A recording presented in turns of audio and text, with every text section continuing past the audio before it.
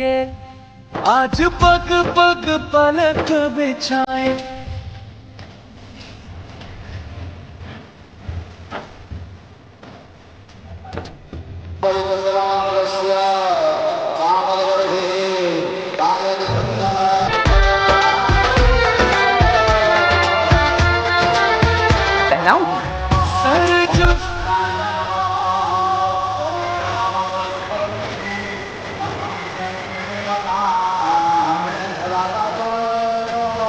नाचेंगे puppy है आज।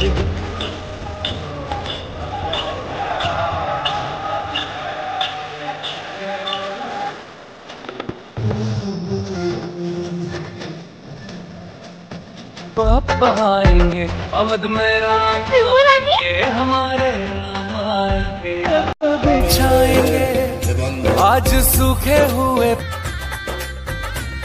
तेरे बेटे को पहनाऊंगी। सर जो जल थल रोई जिस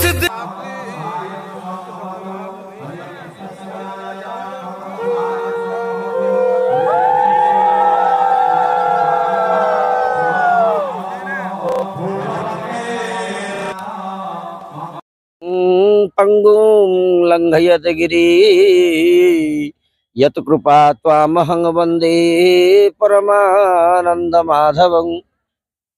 श्रीराम भगवान प्रभु निजे विराजमान करिसेंती मंदिर प्रतिष्ठित कराइले।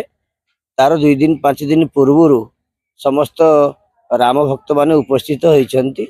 यार गोटे सठिक जदि आमे आध्यात्मिक भाव में चिंता करिबा एवं सठिक भाव जदि आमे निर्णय करिबा, केवल भारत वर्ष रे जो महायुद्ध जो महासमर तृतीय विश्व युद्ध बोली वर्तमान आकलन करा जाउछि, समस्ते भयभीत अवस्था रे अछंती।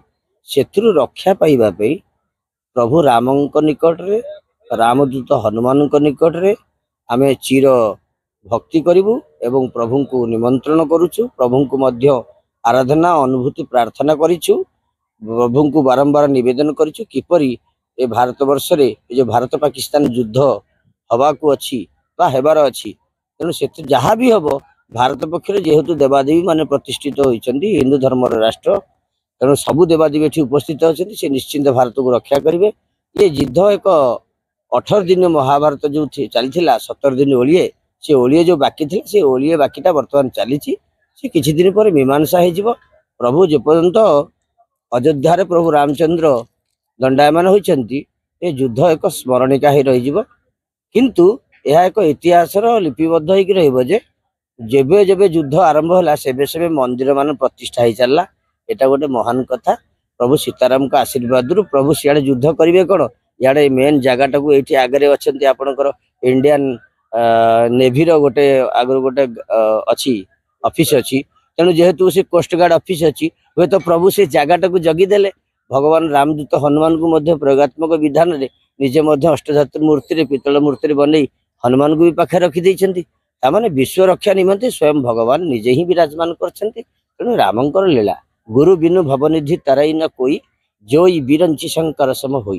तेणु प्रभुंकर ये हसी लीला, से अपरंपर लीला को आमे अनुभव करिबा, प्रभु को दर्शन करिबा, प्रभु का आशीर्वाद पाइबा, एति कहबी। जय सीताराम, जय श्रीराम। ये जो मंदिर आपण देखुछंती ये विगत 12 वर्ष रु ऊर्ध ये एमती माने मंदिर अर्ध निर्मित होकी रहितला एवं तार पुनरावृत्ति हो नथला। ए 3 वर्ष भितरे एते जल्दी काम बढ़ी गला जाकि जना पड़लानी। आमे माने रास्ता रे जाउथिले मध्ये आमे पचारू मंदिर केबे कंप्लीट हो केबे हो। तेणु ठाकुरंकर तो जोग अछि, जो समय से पैसाक माने बैशाख शुक्ल पक्ष जो समय से प्रतिष्ठित हवा कथा पुष्या नक्षत्र से नक्षत्र ही से प्रतिष्ठित होइछंती।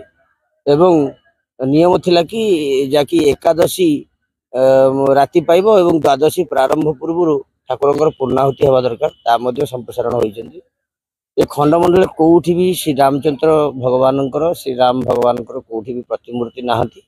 निकट अंचल भितर पाखापाखि 10 किलोमीटर रेंज भितर कोउठी राम मंदिर नाहंती। तेणु बहु पुरातन स्थानटी को राम मंदिर स्थान बोली निरूपण करागला।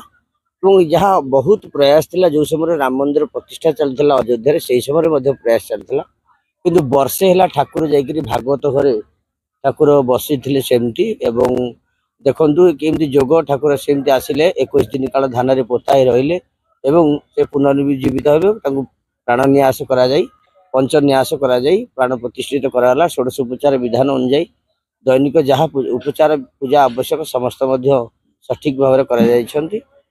ରାମ ମନ୍ଦିର ପ୍ରତିଷ୍ଠାର ମୁଖ୍ୟ ଉଦ୍ଦେଶ୍ୟ ଯଦି କୁହାଯାଏ ତେଣୁ ଆମେ ଆମ ଧର୍ମର ସୁରକ୍ଷା ପାଇଁ ମନ୍ଦିର ପ୍ରତିଷ୍ଠା ତ ନିତ୍ୟାନ୍ତ ଆବଶ୍ୟକ ତା ସହିତ ରାମ ମନ୍ଦିର ପ୍ରତିଷ୍ଠାର ଯେଉଁ ପର୍ଯ୍ୟାୟ ରହିଥିଲା ତାହା ସ୍ୱୟଂ ଭଗବାନ ପ୍ରଭୁ ରାମଚନ୍ଦ୍ର ସୀତାରାମ ଠାକୁରାଣୀ ସୀତା ଠାକୁରାଣୀ ଲକ୍ଷ୍ମଣ ଦେବତା ଏବଂ ହନୁମାନ ଚତୁର୍ଦ୍ଧା ମୂର୍ତ୍ତି ରୂପରେ ଏଠାରେ ବିରାଜମାନ କରିଛନ୍ତି ଏବଂ ସମ୍ପୂର୍ଣ୍ଣ ଅଷ୍ଟଧାତୁରେ ନିର୍ମିତ ସମ୍ପୂର୍ଣ୍ଣ ଆପଣ ଦ୍ରବ୍ୟ ଉପଦ୍ରବ୍ୟ ଯାହା ଦେଖୁଛନ୍ତି ସମସ୍ତ ଉପଚାରୀୟ ଜିନିଷ ସଠିକ ଭାବରେ ବୈଦିକ ରୀତିନୀତିରେ ଯଜ୍ଞ ସମାପନ କରାଯାଇଛନ୍ତି। ଆଜି ଥିଲା ପୂର୍ଣ୍ଣାହୁତି ଏବଂ ସେହି ପୂର୍ଣ୍ଣାହୁତିରେ 10,000 ଊର୍ଦ୍ଧ୍ୱ ସାଧାରଣ ଭକ୍ତମାନଙ୍କୁ ନିମନ୍ତ୍ରଣ କରାଯାଇଥିଲା ପାଖାପାଖି ଅଞ୍ଚଳର ଏବଂ ଭୁବନେଶ୍ୱର ଖୋର୍ଦ୍ଧା କଟକ ପୁରୀ ଏମିତିକି 13ଟି ଜିଲ୍ଲାର ଲୋକମାନଙ୍କୁ ମଧ୍ୟ ନିମନ୍ତ୍ରିତ କରାଯାଇଥିଲା। ସେଥିରୁ କିଛି ଆସିଛନ୍ତି କିଛି ଆସିପାରିନାହାନ୍ତି ଏବଂ ଆଜିଠାରୁ ଏହି ପ୍ରୟାସ ଯେ ଗାଁର ଗ୍ରାମ୍ୟ କମିଟି ସମସ୍ତ ସଦସ୍ୟ ଭକ୍ତ ଭକ୍ତା ବୃନ୍ଦ ସମସ୍ତ ଭାଇ ଭଉଣୀ ସମସ୍ତେ ସାହାଯ୍ୟ କରିଛନ୍ତି ଏବଂ ସମସ୍ତଙ୍କ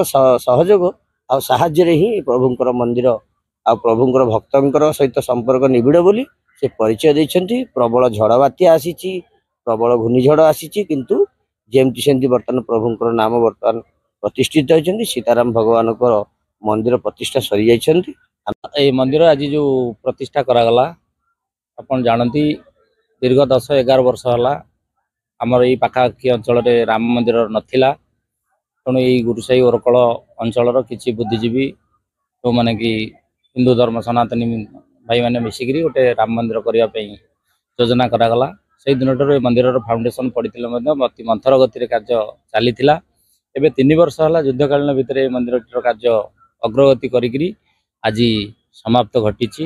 प्रभु श्रीराम आज आसन में विराजमान कर सारी यही कार्यक्रमटी 9 दिन व्यापी करा पवित्र अक्षय तृतीया दिन यार अंकुरारोपण कार्यक्रम करा वैशाख मासर शुभ तिथि हिसाब से एकादशी तिथि रे आज प्रभु रामचंद्र तांकर आसन ग्रहण कले। यही अंचल एक आध्यात्मिक परिवेश लगी रही 9 दिन व्यापी अंचल समस्त बुद्धिजीवी समस्त रामप्रेमी भक्तबंधु साहाय्य सहयोग हाथ बढ़ाई समस्त सहयोग आज एत बड़ कार्यक्रम सुरुखुरु हो पारि। प्रभु श्री रामचंद्र आसन में विराज।